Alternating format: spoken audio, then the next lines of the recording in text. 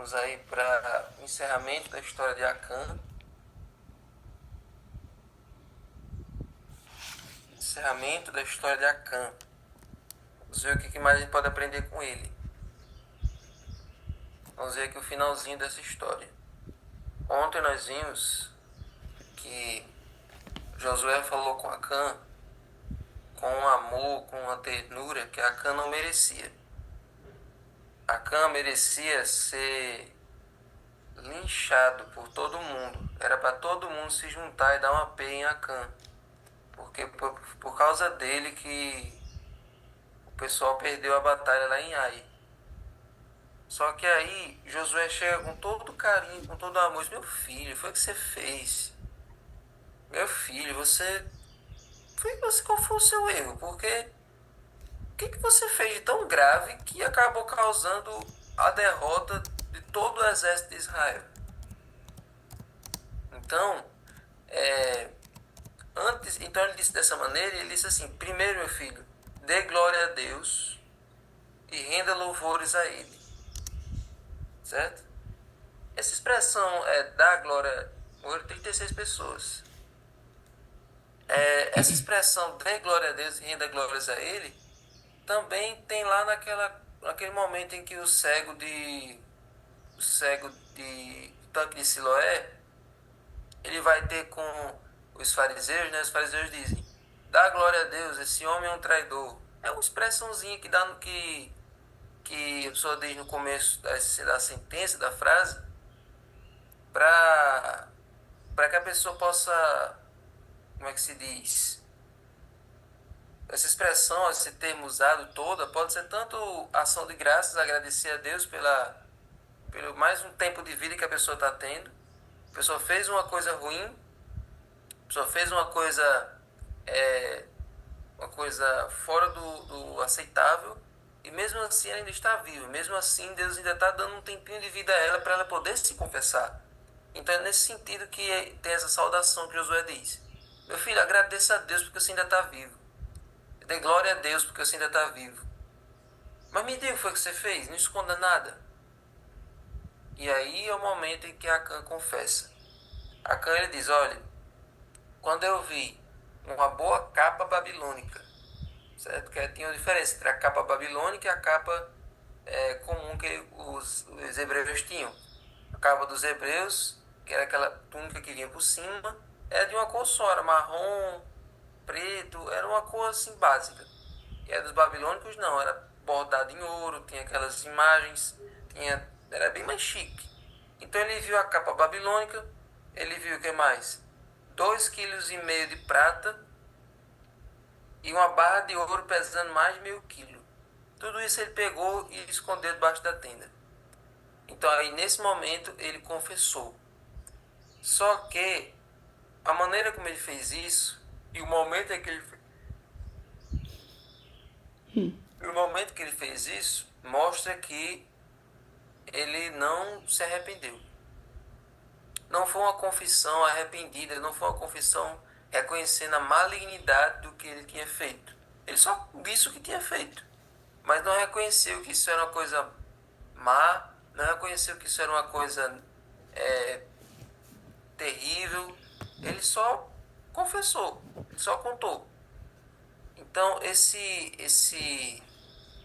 aí que ele fez mostra um grau de psicopatia muito elevado. Sabe por quê? Vamos dizer já já. O que acontece é o seguinte, é que essa atitude dele foi tão arrogante, tão orgulhosa, tão sem sentimentos, tão fria, que para ele não havia expiação. Para ele não tinha nem um sacrifício que pudesse redimir aquilo ali, porque já tinha se colocado num grau tão inacessível, tão intransponível, que não tinha expiação para ele na lei de Moisés, certo? E aí, gente, amanhã não vai falar sobre ele. Deixa eu ver. Não, acho que amanhã já vai falar sobre outra coisa. Então hoje nós vamos ler sobre o fim de Acã. Depois que ele é sorteado, depois que ele é, depois que a sorte cai sobre ele, aí que acontece ao verso 22? Então Josué enviou mensageiros que foram correndo à tenda de Acã, e eis que tudo estava escondido nela e a prata estava por baixo. Tiraram aquelas coisas do meio da tenda, e trouxeram para Josué e a colocaram diante do Senhor. E aí, olha, verso 25. Josué disse a Acã: por que você trouxe... Sim, vamos ler o verso 24. Então Josué e todo Israel com ele pegaram Acã, filho de Zera, as coisas que ele tinha pego, né? Os filhos e as filhas dele, e os seus bois, os seus jumentos, as suas ovelhas, sua tenda, e tudo que ele tinha, eles levaram ao vale de Acó. Josué disse a Acã: por que você trouxe essa calamidade sobre nós? O Senhor hoje trará calamidade sobre você. Certo? E todo Israel o apedrejou. E depois de apedrejá-los, ainda os queimou. Então veja aqui que a primeira frase é no singular e a segunda já traz no plural. Então é como se junto com ele também tivesse sido apedrejado tudo que ele tinha, inclusive sua família. Então naquele dia foi uma perda total. Toda a casa dele, todos os seus pertences, tudo que ele tinha foi apedrejado e destruído. Esse foi o fim do homem que decidiu se apegar às coisas da Babilônia, às coisas que eram condenadas. Gente, tem 3 paralelos que a gente pode fazer com a história de Acã. Todos eles relacionados à cobiça, todos eles relacionados ao orgulho. A primeira relação que a gente pode fazer do pecado de Acã é com o pecado de Adão e Eva. A mesma tática, lembre-se que a gente estudou na lição retrasada, não na semana passada, mas na lição do trimestre passado, que Satanás ele usa a mesma fórmula de tentação em todas as épocas. Com Adão e Eva foi a mesma coisa. E no fim dos tempos, hoje, ele usa a mesma tática que ele usou com Acã. A concupiscência da carne, a concupiscência dos olhos e a soberba da vida. Então, Satanás ele ataca a gente pelo que a gente enxerga, pelo que a gente sente, pelas nossas emoções, e também pelo orgulho, pela cobiça, pela avareza da vida. Foi o mesmo jeito que ele usou com Adão e Eva para comer do fruto, e a mesma coisa que ele usou com Acã. Certo? Então, o pecado da cobiça é também o pecado da incredulidade. É o fato da pessoa suspeitar que Deus não deseja o melhor para ela e que ele está escondendo alguma coisa da pessoa. Então, esse foi o pensamento que a serpente colocou em Eva e o mesmo pensamento que Deus colocou em Acã. Acã deve ter pensado assim: quer dizer que a gente vai destruir essa cidade e a gente não pode levar nada?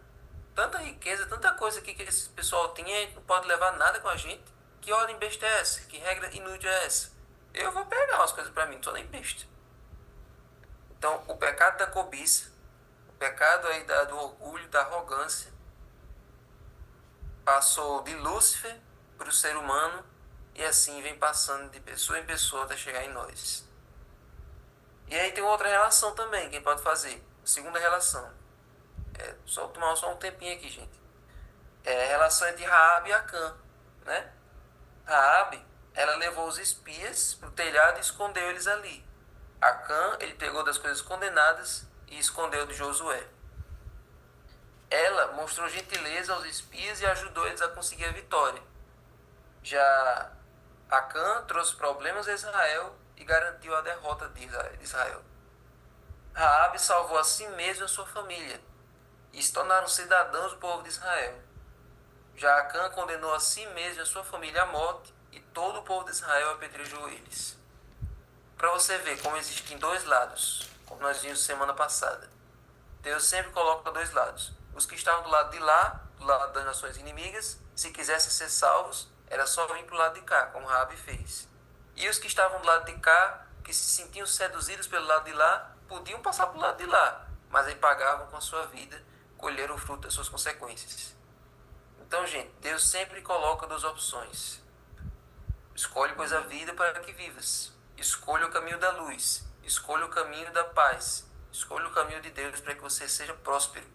Não vá pelo lado das suas emoções, não vá pelo lado da cobiça, não vá pelo lado que apela para o seu íntimo, porque isso só vai trazer destruição para você.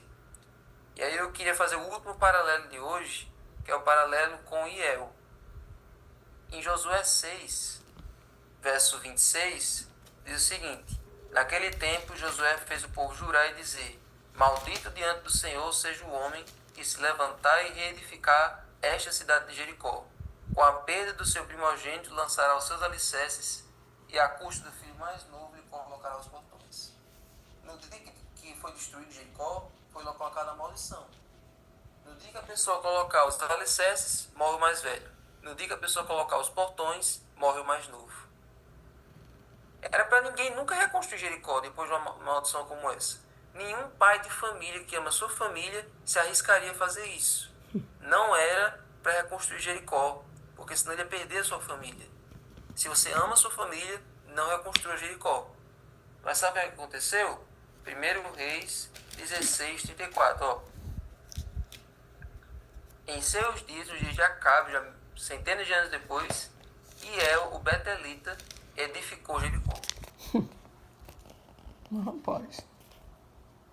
Quando ele lançou os alicerces da cidade, morreu Abirão, seu filho primogênito.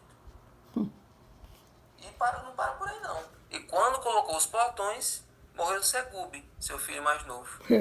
Segundo a palavra do Senhor, anunciada por Josué, filho de Nun. Como é que a pessoa deixa acontecer a desgraça com a sua família e não faz nada? Acã foi... Olha Acã.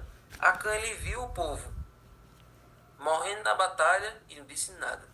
Viu os líderes de Israel preocupados arrancando os cabelos e não disse nada. Viu o crime sendo denunciado diante do povo de Israel e não disse nada.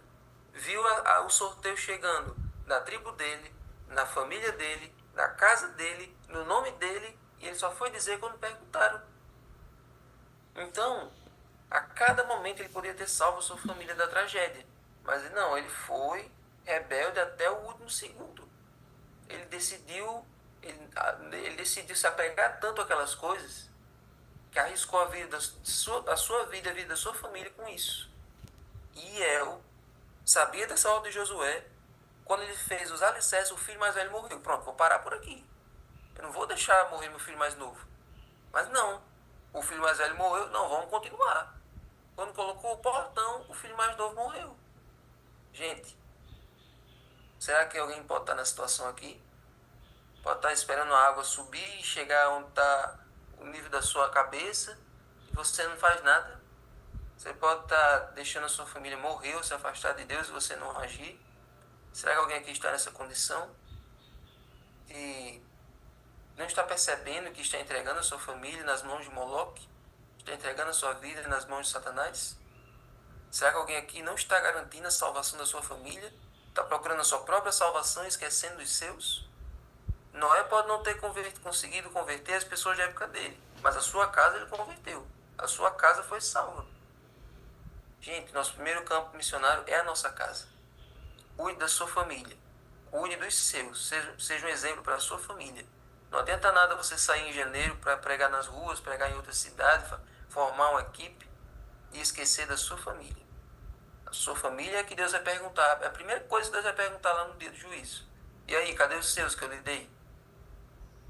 Que nossa resposta possa ser que está lá em Isaías 8. Eis-me aqui e os filhos que o Senhor me deu, como joias raras diante do Senhor. Amém? Amém. Senhor Deus, abençoa a sua família e de cada um que está aqui. Amém. Coloca a tua bênção, Senhor, para que ninguém aqui perca seus filhos, para que ninguém aqui, Senhor, perca a sua família por causa de erros que ela mesma comete. E cada um aqui, Senhor, possa conduzir a sua família diante do Senhor como troféus. Amém. Como minas, como talentos que o Senhor deu para a gente trabalhar e a gente conquistou e levamos diante de Ti. Sim. Por favor, Senhor, abençoa a família de cada um. Os pais, as mães, os filhos. Que nós possamos aprender com o exemplo de Acã, com o exemplo de El, com o exemplo de Eva, com o exemplo de todo mundo que caiu nas mãos da cobiça e que nós possamos fazer diferente. Sim, Deus. Que nós possamos colocar nossos verdadeiros tesouros no reino do céu. Em nome de Jesus. Amém. Amém. Sim, e abençoa agora o livro, Senhor. O estudo do livro Ouso Pedir Mais. Em nome de Jesus. Amém. Amém.